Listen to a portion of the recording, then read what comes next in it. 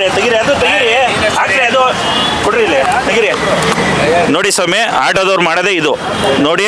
ಹಿಂಗೆ ಬರ್ತಾರೆ, ಆಟೋ ಹಾಕತ್ತಾರೆ, ಕೂತ್ಕೊಂಡೆ ಏನು ಮಾಡ್ತೀರಾ, ಏನಕ್ಕೆ ಅಂತ ಹೇಳ್ತೀನಿ ಕೇಳಿ. ಗಾಡಿಗೆ ಇನ್ಶೂರೆನ್ಸ್ ಕಟ್ಟಿಲ್ಲ, ಗಿರಾಕಿ ಇಲ್ಲ ಅಂತ ಎದುರ್ಕೊಂಡು ಕೂತಿದ್ದಾರೆ. ಇಷ್ಟೇ, ಹಿಂಗೆಲ್ಲ ಲೈನು ತೆಗಿರಿ ಆಟೋಗಳನ್ನ. ಏನು ಮಾಡ್ಬೇಕು ಹೇಳಿ ಅವರು? ನೀವು ಸಡನ್ನಾಗಿ ಹಿಂಗೆ ಕೊಡ್ತು ಅಂದರೆ ಏನು ಮಾಡ್ಬೇಕು ಅವರು? ಅವ್ರಿಗೆ ಮನ್ಸು ಬಂದಂಗೆ ಕೇಳ್ತಾ ಇದ್ದಾರೆ ಅವರು, ಅದಕ್ಕೋಸ್ಕರ ನಾವು ಆಟೋದವ್ರು ಬರ್ತಾರೆ, ಬಟ್ ಅವ್ರದ್ದು ಜಾಸ್ತಿ ಅವ್ರು ಕೇಳಿದಷ್ಟು ನಾವು ಕೊಡಬೇಕು. ಅದಕ್ಕೋಸ್ಕರ ನಾವು ಊಬರ್ ಬೆಸ್ಟ್ ನಮಗೆ, ಅದಕ್ಕೆ ಊಬರ್ ಬುಕ್ಕಿಂಗ್ ಮಾಡ್ಕೊಂಡು ಹೋಗ್ತೀವಿ. ನೀವು ಆಟೋ ಅವರು ಡೈರೆಕ್ಟ್ ಹೋಗಲ್ಲ, ಊಬರ್ ಬುಕ್ ಮಾಡ್ತೀವಿ. ರ್ಯಾಪಿಡಲ್ಲಿ ಹೋಗ್ತೀವಿ, ಅದು ಬುಕ್ಕಿಂಗ್ ಆಗಿಲ್ಲ ಅಂದರೆ ರ್ಯಾಪಿಡೋ ಬೆಟ್ರಾ ಇಲ್ಲ ಆಟೋದಲ್ಲಿ ಹೋಗೋದು ಬೆಟ್ರಾ? ರ್ಯಾಪಿಡೋ ಬೆಸ್ಟ್.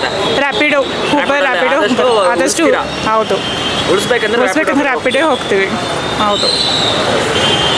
ನೀನು ಸ್ಕೂಲ್ಗೆ ಹೆಂಗೆ ಹೋಗ್ತೀಯಮ್ಮ? ನಾನು ರ್ಯಾಪಿಡೋದಲ್ಲೇ ಹೋಗ್ತೀನಿ, ಕಾಲೇಜ್ಗೆ ಹೋಗೋದು ನಾನು. ಕಾಲೇಜ್ಗೆ ಹೆಂಗೆ ಹೋಗ್ತೀಯಾ? ರ್ಯಾಪಿಡೋದಲ್ಲೇ ಹೋಗ್ತೀನಿ. ರ್ಯಾಪಿಡಲ್ಲಿ ಹೋಗ್ತೀಯಾ? ಎಷ್ಟು ತಗೋತಾರೆ? ಕಮ್ಮಿ ತಗೋತಾರೆ ಇಲ್ಲ ಜಾಸ್ತಿ ತಗೋತಾರೆ? ಕಮ್ಮಿನೇ ತಗೋತಾರೆ. ತುಂಬ ಕಮ್ಮಿ ಆಗುತ್ತೆ. ಆಟೋದಲ್ಲಿ ಹೋದ್ರೆ ಸ್ವಲ್ಪ ಜಾಸ್ತಿ ಆಗುತ್ತೆ. ಅದಕ್ಕೆ ನೀವು ರ್ಯಾಪಿಡೋದಲ್ಲೇ ಹೋಗೋದು ಬೆಟರ್ ಅಂತ ಹೇಳ್ತೀರಾ? ಹೌದು. बुक करना अच्छा है क्योंकि वो पॉइंट टू पॉइंट ले जाते हैं और पैसा का कोई प्रॉब्लम नहीं करता. लेकिन जो रोड में से लेते हैं वो मीटर का तो अब कोई वैल्यू ही नहीं है.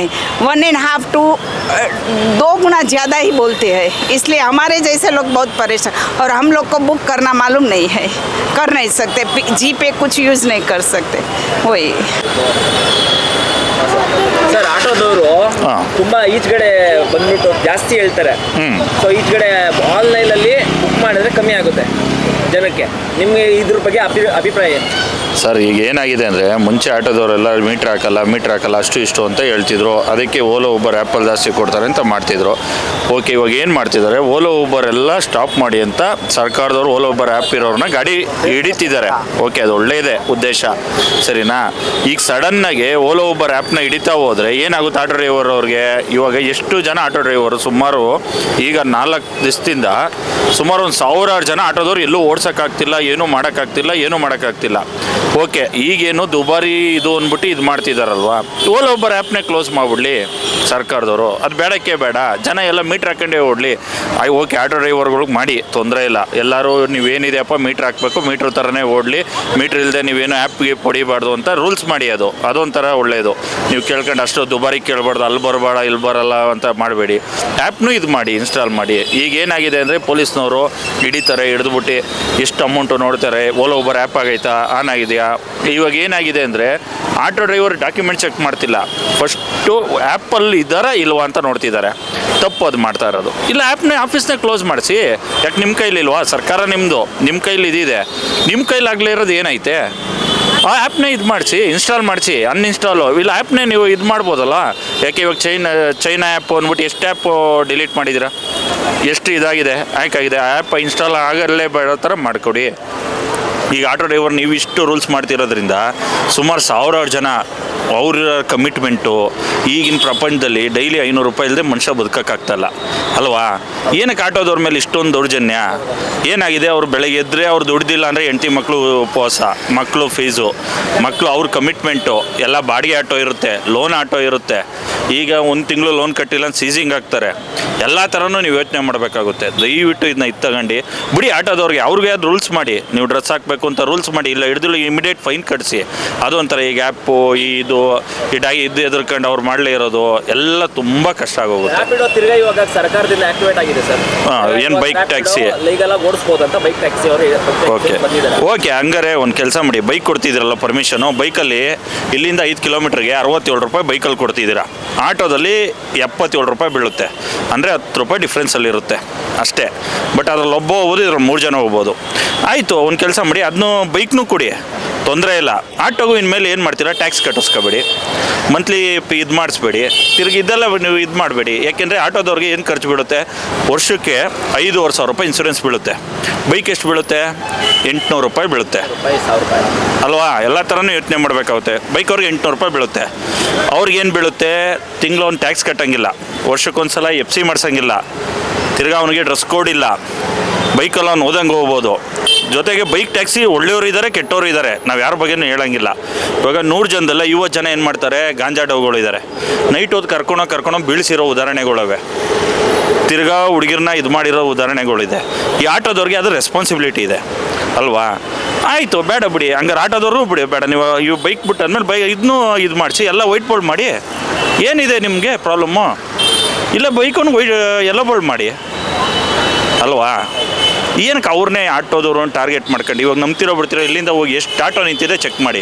ಎಲ್ಲ ಕಡೆನೂ ಇದೇ ಪ್ರಾಬ್ಲಮ್ ಆಗಿದೆ. ಬಟ್ ಸರ್ಕಾರದ ನಿರ್ಧಾರ ಓಕೆ, ಬಟ್ ಇಷ್ಟು ಇದಾಗಿ ಮಾಡಬಾರ್ದು. ಎಲ್ಲೋದ್ರು ಕೈ ಹಾಕಿ ಹಿಡ್ಕೊಂಡು ಅವ್ರನ್ನ ಇದು ಮಾಡ್ಕೊಂಡು ಇವಾಗ ಎಷ್ಟು ಜನ ಸಾಲ ಮಾಡ್ತಿದ್ದಾರೆ, ಎಷ್ಟು ಜನ ಕಮಿಟ್ಮೆಂಟು, ಏನು ಮಾಡಬೇಕು ಅವರು ಹೇಳಿ ಅಲ್ಲ? ಇವಾಗ ಏನೋ ಆಟೋದವ್ರು ಯಾರು ಸೂಸೈಡ್ ಮಾಡ್ಕೊಂಡ್ರೆ ಅದನ್ನೇ ಒಂದು ದೊಡ್ಡದು ಅಂತ ಇದು ಮಾಡ್ತಾರೆ ಅಲ್ವಾ? ಯಾರಿಂದ ಸೂಸೈಡ್ ಮಾಡ್ಕೊತಾ ಇರೋದು, ಯಾರಿಂದ ಇದು ಮಾಡ್ತಾ ಇರೋದು, ಅದು ಯೋಚನೆ ಮಾಡಬೇಕು. ನೀವು ಸರ್ಕಾರದವ್ರು ಒಂದು ನಿರ್ಧಾರ ತಗೊಳ್ಳೇಬೇಕಲ್ವಾ? ಇವಾಗ ಟ್ಯಾಕ್ಸಿ ಬಿಟ್ಟಿದ್ದು ತಪ್ಪೇ ಲೆಕ್ಕಾಚಾರಕ್ಕೆ, ಯಾಕೆಂದ್ರೆ ಸೇಮ್ ರೇಟು ಸೇಮ್ ಇದು. ಆಟೋದವರು ತುಂಬ ಜಾಸ್ತಿ ಚಾರ್ಜ್ ಆಗ್ತಾರೆ. ಇವಾಗ ಕರೆದವರು ಇವಾಗ 100 ರೂಪಾಯಿ 50 ರೂಪಾಯಿ ಆಗೋ ಜಾಗದಲ್ಲಿ 200 ರೂಪಾಯಿ 300 ರೂಪಾಯಿ ಹೇಳ್ತಾರೆ. ಸೊ ಆ ಕಾರಣದಲ್ಲಿ ಪಬ್ಲಿಕ್ಕು ಅವ್ರ ಏನು ಮಾಡಿದ್ದಾರೆ ಅಂದರೆ ಸೀದಾ ಓಲಾ ಊಬರ್ ಕಡೆ ಹೊಲ್ತಾ ಇದ್ದಾರೆ. ಸೊ ಈ ಕಡೆ ಬರ್ತಾ ಇಲ್ಲ. ಓಕೆ ಸರ್, ಅದಕ್ಕೆ ಏನು ಮಾಡ್ತೀರಾ ಗೊತ್ತಾ? 100ಗೆ 50% ಜನ ಹಂಗೆ ಮಾಡ್ತಾರಾ? ಹಿಡೀರಿ ಅಂಥವ್ರು ಹಿಡಿದ್ಬಿಟ್ಟು ಇಮ್ಮಿಡಿಯೇಟ್ ಅಲ್ಲೇ ಕ್ಯಾನ್ಸಲ್ ಮಾಡಿ. ಅವ್ರು ಡಿ ಎಲ್ ಎ ಕ್ಯಾನ್ಸಲ್ ಮಾಡಿ, ಡಿ ಎಲ್ ಎ ಮಾಡಿ. ಬೇಡಕ್ಕೆ ಬೇಡ ಅಂಥವ್ರು ಬೇಡಕ್ಕೆ ಬೇಡ. ಡ್ರಿಂಕ್ ಆ್ಯಂಡ್ ಡ್ರೈವ್ ಕೇಳಿ, ಡ್ರಿಂಕ್ ಆ್ಯಂಡ್ ಡ್ರೈವ್ ಹಿಡಿದ್ರಾ? ಡ್ರಿಂಕ್ ಆ್ಯಂಡ್ ಡ್ರೈವ್ ಮಾಡಿದ್ರಾ ಆಟೋದವರು? ಇವಾಗ ಹೇಳ್ತೀರಾ ನೀವು ಆಟೋದವ್ರು ಡ್ರಿಂಕ್ ಆ್ಯಂಡ್ ಡ್ರೈವ್ ಮಾಡ್ತಾರೆ ಅಂತ. ಅಲ್ಲೇ ಇಮ್ಮಿಡಿಯೇಟು ಅವನಿಗೆ ಡಿ ಎಲ್ ಎ ಕ್ಯಾನ್ಸಲ್ ಮಾಡಿ, ಡಿ ಎಲ್ ಎಲ್ಲೇ ತೋರಿಸ್ಬಿಡಿ. ನೆಕ್ಸ್ಟ್ ಅವನೆಲ್ಲೂ ಗಾಡಿ ಮುಟ್ಬಾರ್ದು. ತಿರ್ಗಿ 200-300 ಕೇಳಿದ್ರೆ ಎಕ್ಸ್ಟ್ರಾನಾ? ಅಲ್ಲೇ ಇಮ್ಮಿಡಿಯೇಟು ಆ ಆಟೋದವ್ರನ್ನ ಇದು ಮಾಡಿ. ಅದು ಬಿಟ್ಬಿಟ್ಟು ದಿಢೀರಂತ ಇವಾಗ ಅವ್ರು ಓಡ್ಸೋಕ್ಕೆ ಬಿಟ್ಟಿಲ್ಲ ಅಂದರೆ ಎಲ್ಲಿ ಹೋಗ್ಬೇಕು ಅವರು ಅಲ್ವಾ? ಈಗ ಬೈಕವ್ರಿಗೆ ಓಕೆ, ಪಾಪ ಅವ್ರ ಜೀವನನೂ ಒಂದು ಕಷ್ಟ ಜೀವನ, ಎಲ್ಲರಿಗೂ ಒಂದು ಕಷ್ಟ ಇದ್ದೇ ಇರುತ್ತೆ.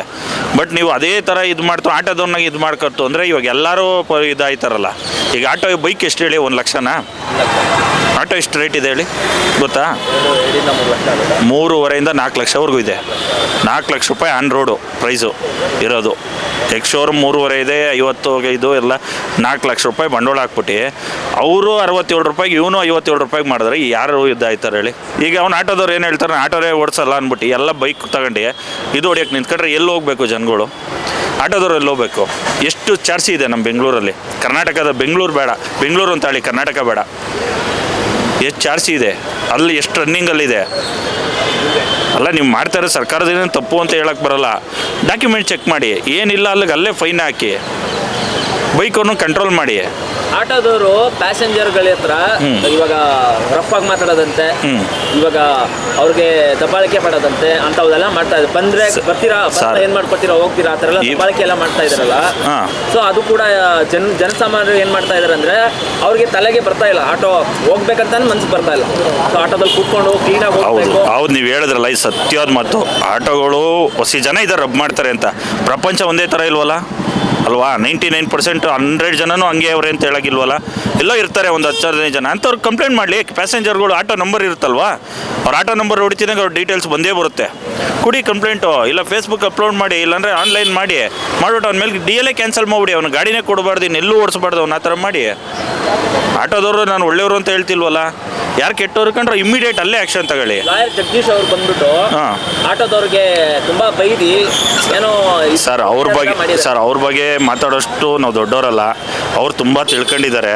ಅವ್ರ ಬಗ್ಗೆ ನಾವು ಹೇಳೋಕ್ಕೂ ಆಗಲ್ಲ, ಕೇಳೋಕ್ಕೂ ಆಗಲ್ಲ. ಅದು ಎಲ್ಲೆಲ್ಲೋ ಹೋಗುತ್ತೆ ಮಾತು. ನಮ್ಮದು ನಿಮ್ಮದು ಇದ್ರೆ ಮಾತಾಡಿ, ಇಲ್ಲ ಜನಸಾಮಾನ್ಯರು ಮಾತಾಡಿ. ಲಾಯರ್ ಜಗದೀಶ್ ಬಗ್ಗೆ ಮಾತಾಡೋರು ಅದು ಎಲ್ಲೆಲ್ಲೋ ಹೋಯ್ತದೆ. ದಯವಿಟ್ಟು ಬೇಡ ಅದ್ರ ಬಗ್ಗೆ ಸರ್. ಅದು ನಮ್ಗೆ ಗೊತ್ತಿಲ್ಲ ಸರ್. ಅದು ಅವರು ಸಹಜ ಕಂಪ್ಲೇಂಟು ಹೇಳೋರೆ, ಅವೇನೇನೋ ಆಗೈತೆ ಸರ್. ಅದೊಂದು ಸರ್, ಒಂದು ನಿಮಿಷ, ಅದೊಂದಕ್ಕೋಸ್ಕರ ಡಿಪಾರ್ಟ್ಮೆಂಟ್ ಮಾಡಂಗಿದ್ದಿದ್ರೆ ಹಂಗೆ ಎಷ್ಟು ಜನ ಯಾರಾದ್ರ ಮೇಲೆ ಮಾಡಿಲ್ಲ? ಏನೇನು ದಂಧೆ ಇಲ್ಲ ಕರ್ನಾಟಕದಲ್ಲಿ ಸರ್? ಒಂದು ನಿಮಿಷ, ಬೆಂಗಳೂರಲ್ಲಿ ಏನೇನು ದಂಧೆ ಇಲ್ಲ? ಮಾಡ್ರಿ, ದಂಧೆಕೋರು ಮಾಡ್ರಿ, ಗಾಂಜಾ ಹುಡುಗರು ಮಾಡ್ರಿ, ಅಲ್ಲಿ 10 ಜನ ಕುತ್ಕೊಂಡು ಕುಡಿತಾರೆ ಮಾಡ್ರಿ ಅವ್ರನ್ನ. ಅದಾಗಲ್ವಾ? ಜಗದೀಶ್ ಅದು ಹೇಳಿಲ್ವಾ? ಎಷ್ಟು ಜನ ಹೇಳೋರೆ? ಹಂಗಾರೆ ಜಗದೀಶ್ ಏನು ಇವಾಗ CM ಕರ್ನಾಟಕ CM ಏನ್ರಿ? ಅವ್ರು ಹೇಳಿದ ತಕ್ಷಣ ಮಾಡ್ಬಿಡೋಕ್ಕೆ ಪೊಲೀಸ್ನವರು ಸುಮ್ಮನೆ ತಿಳಿಲೇ ಮಾತಾಡಬಾರ್ದು. ಅದೊಂದು ಉದ್ದೇಶ, ಅವ್ನು ಡಾಕ್ಯುಮೆಂಟ್ ಚೆಕ್ ಮಾಡ್ಬೇಕು, ಮಾಡ್ತವ್ರು ಮಾಡಲಿ, ತಪ್ಪು ಅನ್ನಲ್ಲ. ಬಟ್ ಆಟೋದವ್ರನ್ನ ಬಿಟ್ಟು ಕೊಡಿ, ಟೈಮ್ ಕೊಡಿ. ಇಲ್ಲ ಆಟೋದವ್ರನ್ನ ಹಿಡಿದ್ಬಿಟ್ಟು ಅಲ್ಲೇ ಫೈನ್ ಕಟ್ಟಿ ಒಂದೇ ಸಲ ಕ್ಲಿಯರ್ ಮಾಡ್ತೀನಿ 50,000 20,000 ಅಂದರೆ ಅವ್ರು ಎಲ್ಲಿ ಹೋಗಬೇಕು? ಇವಾಗ ಒಂದೊಂದು ಆಟೋ ಮೇಲೆ ಅಮ್ಮಮ್ಮ ಅಂದರೆ ಒಂದು 20,000 ರೂಪಾಯಿನಾರ ಬೇಕು ನೀವು ಫುಲ್ ರಿನ್ಯೂವಲ್ ಮಾಡ್ಕೊಂಡು ಎಲ್ಲ ಮಾಡಬೇಕು ಅಂದರೆ. ಇವಾಗ ಒಂದೇ ಸಲಿಗೆ ಎಲ್ಲಿ ಹೋಗ್ಬೇಕು ಅವರು? ಏನು ಮಾಡ್ತಾರೆ? ಈಗ ಹೇಳ ಉದಾಹರಣೆಗೆ ಆಟೋ ನಿಲ್ಲಿಸ್ತಾರೆ, ಎಲ್ಲೋ ಸಂಜೆ ಟೈಮಲ್ಲಿ ಒಂದು 100-200 ಹೊಡ್ಕೊತಾರೆ. ಡೈಲಿ 1 ಕ್ವಾರ್ಟರ್ ಎಣ್ಣೆ ಹಾಕೋ ಮನಿಕತ್ತಾರೆ. ಒಂದು 15 ದಿನ ತಿಂಗಳಾದ್ಮೇಲೆ ಲೋನು ಕಿತ್ಕೊಂಡು ಹೋಗ್ತಾರೆ. ಇಷ್ಟೇ ಜೀವನ ನಡೀತಾ ಇರೋದು ಬೆಂಗಳೂರು ಜೀವನ. ದಯವಿಟ್ಟು ಅದೊಂದು ಚೂರು ಸಪೋರ್ಟ್ ಮಾಡಿ, ಹೆಲ್ಪ್ ಮಾಡಿ ಅಷ್ಟೇ ಹೇಳೋದು. ನಮ್ಮ ಈ ವಿಡಿಯೋ ನಿಮಗೆ ಇಷ್ಟವಾದಲ್ಲಿ ಲೈಕ್ ಮಾಡಿ, ಶೇರ್ ಮಾಡಿ, ಸಬ್ಸ್ಕ್ರೈಬ್ ಮಾಡಿ.